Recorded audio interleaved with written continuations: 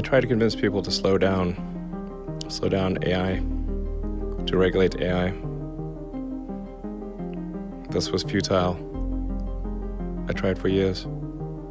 Ça y est, on est en 2023 et l'intelligence artificielle s'est démocratisée. Les choses ont commencé déjà en 2022, progressivement. Il y a eu de plus en plus d'applications, de plugins qui ont commencé à faire parler. Mais clairement, ce début d'année, c'est ChatGPT qui est dans la bouche de tout le monde. Alors, si tu vis pas dans une grotte, tu en as entendu parler, c'est un chatbot qui te permet de répondre à toutes sortes de questions. On va y revenir un peu plus tard. Alors, l'intelligence artificielle, ça va révolutionner absolument toutes les industries et en particulier l'industrie de la musique qui, à mon avis, va être touchée de plein fouet. Et dans cette vidéo, on va essayer de comprendre comment notre industrie va être touchée parce que ça va être absolument tous les domaines. Donc si tu es graphiste, beatmaker, rappeur, vidéaste, ce que tu veux, intéresse-toi à l'intelligence artificielle parce que clairement, si tu fais pas attention, tu auras plus de job. D'accord? Alors cette vidéo, ça va être un petit peu une entrée en matière. Après, ce sera à toi de faire tes recherches. Alors disclaimer, je ne suis pas ingénieur ni développeur, donc je ne suis pas une autorité dans ce domaine-là. En fait, je suis juste quelqu'un qui s'y intéresse depuis quelques années. Je regarde énormément d'interviews sur le transhumanisme, l'intelligence artificielle, tout ça. C'est un sujet qui tout simplement me fascine. Donc ce que je vais faire dans cette vidéo, c'est tout simplement mélanger mes quelques connaissances dans le domaine et mes connaissances dans l'industrie de la musique pour te donner mes quelques prédictions. Donc like cette vidéo et commente-la si tu apprécies. Et sans plus attendre, on y va.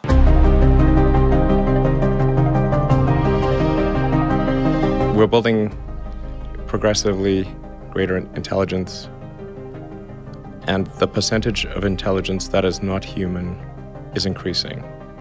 And eventually, we will represent a very small percentage of intelligence.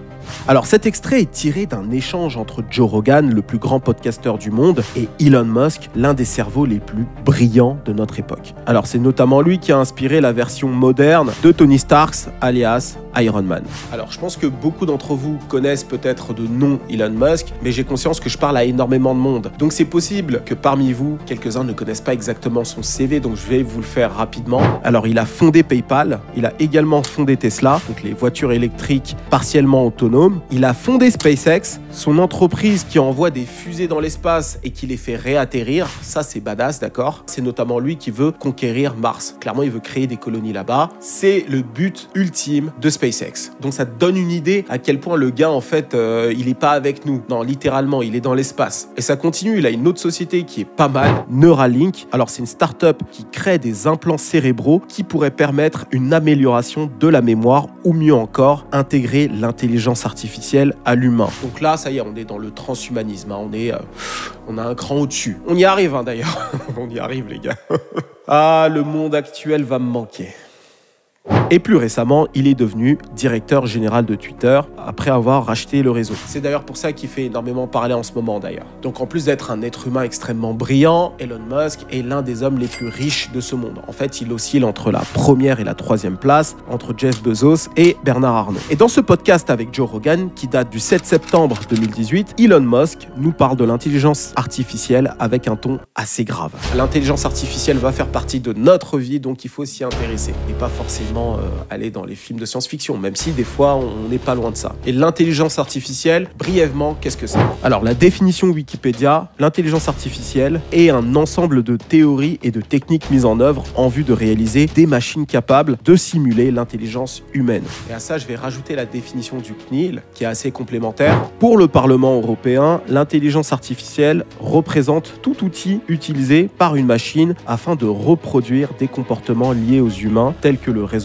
la planification et la créativité. La créativité, les gars, très important. Ça va être là où on va être réellement touché et c'est là où beaucoup d'entre vous vont peut-être pointer chez Pôle emploi. Et ça, je veux pas, d'accord? Donc, écoutez bien. En fait, la force de l'intelligence artificielle, c'est qu'elle n'a plus besoin de l'homme pour apprendre. Donc, ça veut dire qu'à partir du moment où il y a des algorithmes qui ont été mis en place, l'intelligence artificielle va se nourrir de data progressivement pour continuer à améliorer ses données, ses résultats. Et il n'y a plus besoin que tu viennes pour ajouter de l'information. Et c'est en ça que c'est révolutionnaire. Alors, l'intelligence artificielle a été créée pour servir l'être humain, mais il est clair que celle-ci va nous remplacer.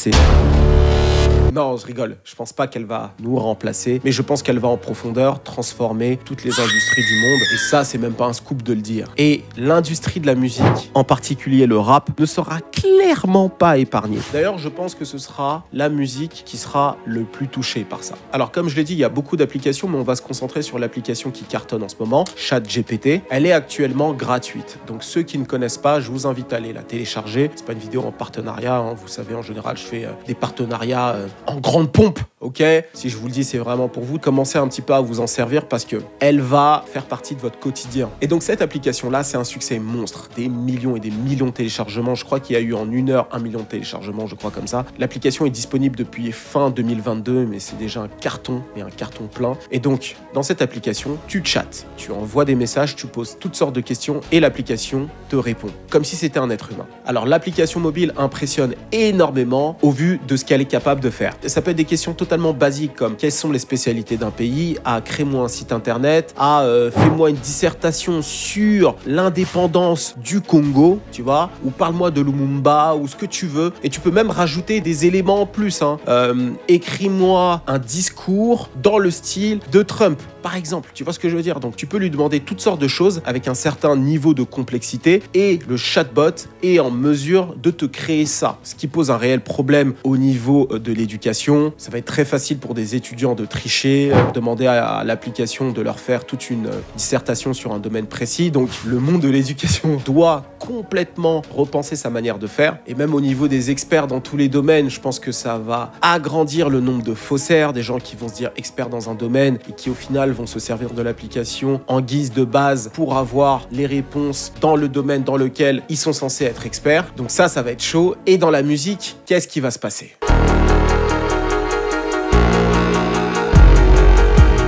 Alors, la bonne nouvelle, c'est que pour l'instant, les outils, les applications ne sont pas hyper développés pour encore nous remplacer. Donc, on a un petit peu de temps. Donc, c'est le moment justement de s'imprégner de ces outils, de regarder ce qui se fait et voir justement comment on peut se retourner, histoire de, voilà. Si je peux sauver 1 ou 2 beatmakers, eh ben voilà, je le fais. Moi, je suis un grand prince, moi, vous me connaissez. En général, j'aime aider les gens. Non, plus sérieusement, pour l'instant, ça va. Par exemple, j'ai demandé à ChatGPT de créer un texte de rap façon Nekfeu. On va le faire tout de suite. Écris-moi un couplet triste dans le style de Nekfeu.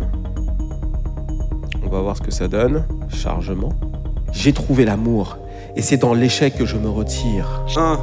J'aurais donné tout ce que j'ai, mais il n'y a aucun espoir. Je n'ai pas la force de continuer, je me sens à peine vivant. Je sens le vide se creuser, mon cœur s'enflammer. Le mensonge des uns, la trahison des autres me fait songer au jour où ça allait bien. Mais ouais, quand la vie était une fête, mais maintenant, elle est partie avec les larmes qui montent à mes yeux. Je souffre chaque jour, mais quand je rêve, tous mes espoirs sont partis. Damn, that's some bars. Bon, comme vous pouvez le voir, les lyricistes ont encore quelques beaux jours devant eux. Quoique, quand j'étais chez Zach Nani, on a essayé une application qui faisait des textes de rap en se basant sur tous les textes de Damso, Nekfeu, etc. Et les résultats étaient beaucoup plus probants. Alors, on va tenter autre chose. On va tenter de créer un instru avec l'application. Compose-moi un instru trap dans le style de Metro Boomin. On va voir s'il sait nous faire ça. Je ne pense pas, mais je le fais pour vous. Intro. Piano, airy, hip-hop, drums, synthesizer. Ah bah en fait là il est en train de m'écrire exactement ce qu'on va utiliser dans le logiciel, je crois. Alors d'après ce que j'ai vu, il y a un autre logiciel qui traduit tous les messages de chatbots vers un logiciel pour créer de la musique. Alors de mon côté je connais pas l'application, ou du moins je l'ai vu passer, mais peu importe. Mais les résultats sont pas terribles. Là ce qu'on a actuellement, ça nous aide pas énormément. C'est pas très rapide. Et justement la force d'un chat GPT, c'est que c'est censé te donner des réponses très rapidement à tes questions. Donc sur ce coup-là, on se dit que l'application n'est pas encore au top.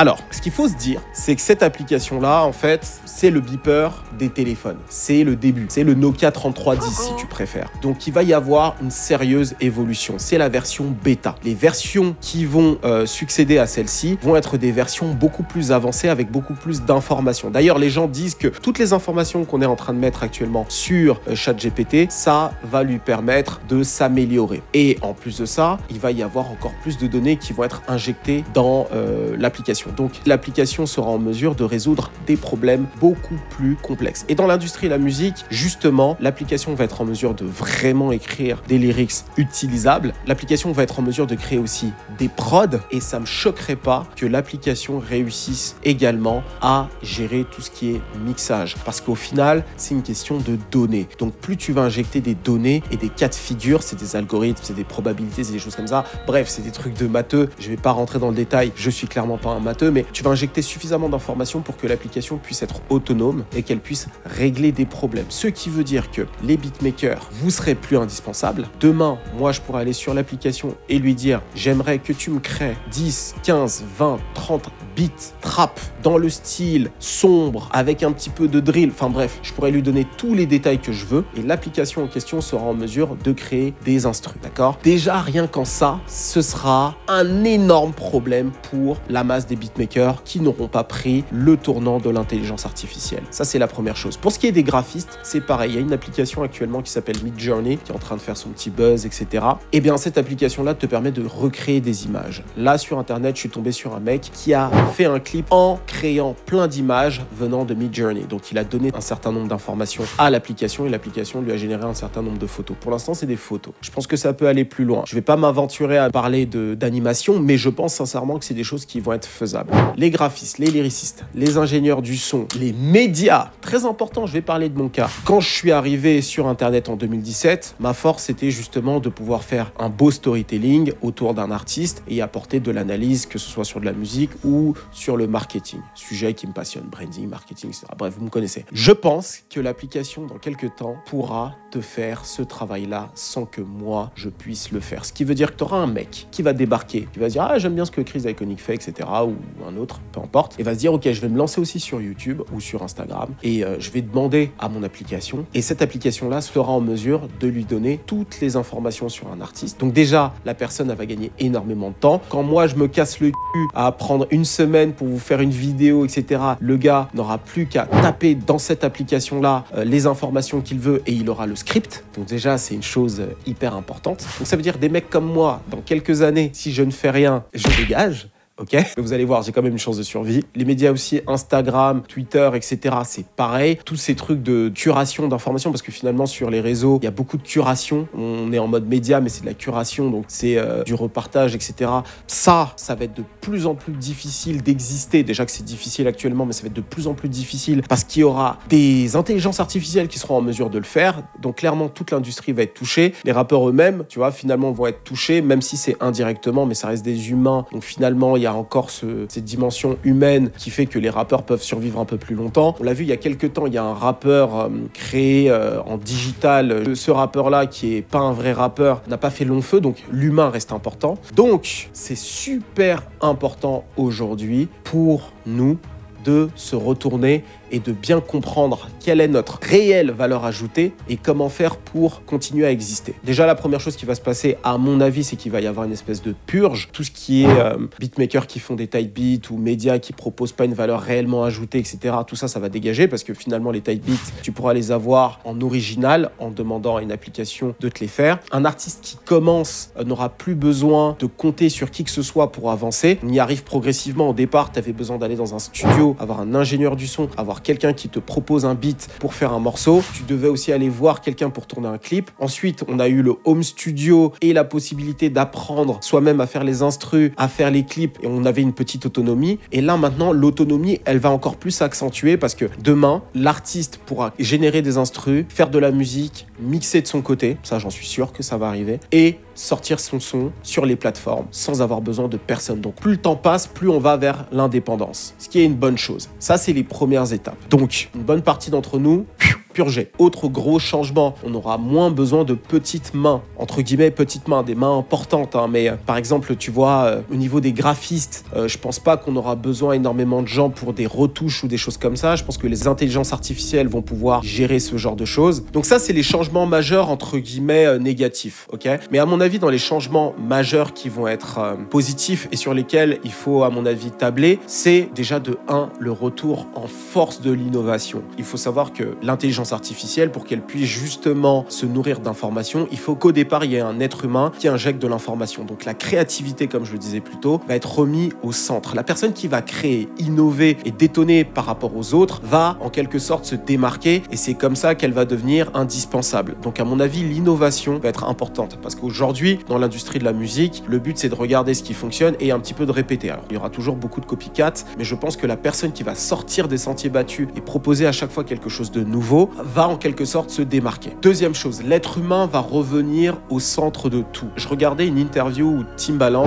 disait qu'à l'époque, pour travailler avec un artiste, il fallait que cet artiste-là soit en studio avec cet artiste pour justement échanger et travailler sur une prod et travailler sur un morceau. Donc il avait vraiment un rôle de producteur, donc producteur dans le sens américain, donc pas français, vraiment créer de la musique. On dira DA ici, donc directeur artistique. Et justement, je pense que le rôle du DA producteur sera hyper important. Donc la personne, il faut qu'elle soit en mesure de maîtriser les logiciels de beatmaking et doit être force de proposition par rapport à l'être humain qu'il a en face. Et ça, à mon avis, ça ne bougera jamais. Donc les beatmakers qui ont l'habitude d'envoyer dans des 8 transferts un lot d'instru, je pense que clairement ça aura beaucoup moins de valeur dans 4, 5, 6 ans. Donc ça, c'est des choses hyper importantes auxquelles il faudra penser. Aussi, un autre domaine hyper important, les experts, donc le beatmaker, producteur, le directeur artistique dans le sens visuel, se servira de l'intelligence artificielle. Donc ce sera une compétence à part entière. Donc il y aura des gens, il faut qu'on en fasse partie en quelque sorte, il faut qu'on apprenne à demander les bonnes choses à l'intelligence artificielle pour avoir des résultats les plus précis. En fait, ça va devenir une compétence à part entière. Donc savoir communiquer avec cette intelligence artificielle-là, en combinant ses connaissances, ça va être le meilleur moyen de pouvoir avoir des résultats les plus pertinents pour son travail. Par exemple, encore une fois, tu es beatmaker, tu maîtrises le beatmaking et tu maîtrises une application d'intelligence artificielle, tu es en mesure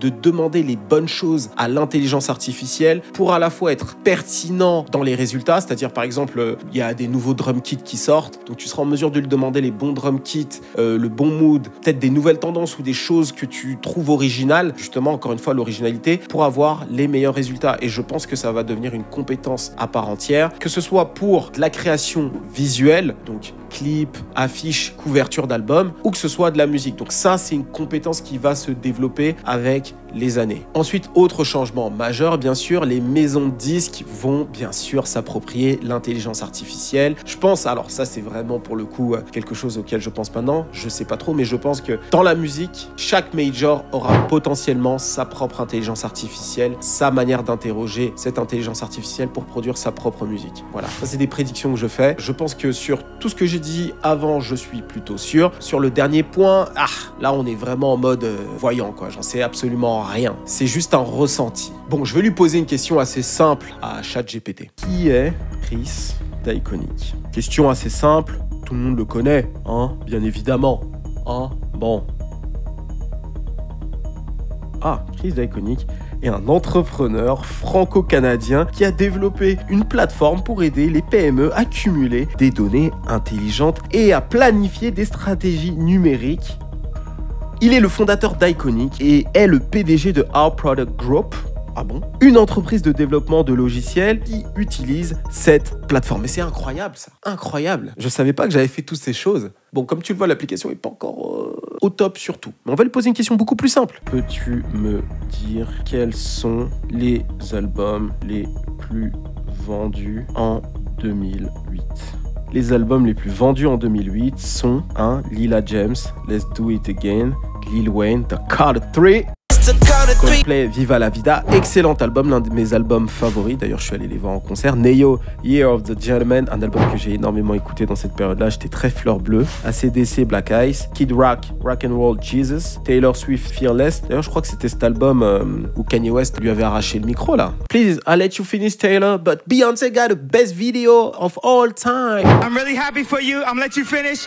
but Beyonce had one of the best videos of all time. T.I. Paper Trail. Ah, vous blaguez avec T.I. Cette année-là, c'était un tueur. Jonas Brothers, Little Bit Longer. Et Kanye West, 808 and Heartbreak. L'album révolutionnaire. À l'époque, on l'avait pas autant aimé. Hein. On est un petit peu des mythos aujourd'hui. Bref, voilà. On voit que l'application fonctionne, mais c'est encore le début. Bon, voilà pour ce qui est de cette vidéo. Toi, dis-moi dans les commentaires ce que tu penses de l'intelligence artificielle et de la musique. Est-ce que tu penses que j'ai raison? Est-ce que tu penses que j'ai tort? Si tu as des informations à partager, n'hésite pas à le faire en commentaire. On se dit à la semaine prochaine. On va parler justement d'un producteur qui a mis l'humain au centre. Son personal branding est au top, d'accord? Donc soyez au rendez-vous, ok? N'oubliez pas de liker, de partager un maximum cette vidéo. C'était Chris d'Iconic pour vous servir. Ciao.